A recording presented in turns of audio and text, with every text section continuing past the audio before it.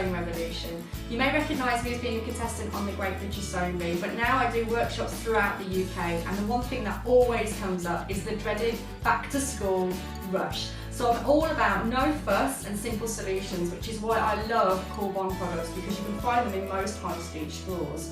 Right, so check out our new TAGIT tips. It's all about back to school, getting you back to school ready in no time at all. But don't forget to tag us in your pictures, so use the tag me or back to school hashtags.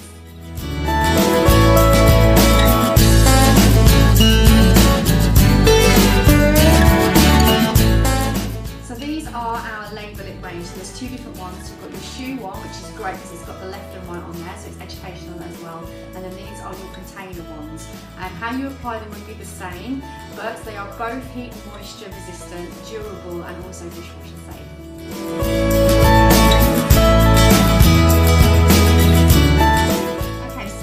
I'm going to use our laundry marker to get my name onto my labels. So the labels are different purposes, as we've explained, but how you would put them on are exactly the same. So I'm just going to move this one out of the way for a second. So with this one, you need to peel back the top layer, like so. Get your pen and write their name on. So this one is Alfie Smith. Now you want to let this dry for about 30 seconds, otherwise what's going to happen is it's going to smudge. But then when you're ready, you need to peel off this second layer. Now when you first see this, you might forget about it, but this is going to become sticky in a second. And then what that will then do is protect the text that you've just written on, like so.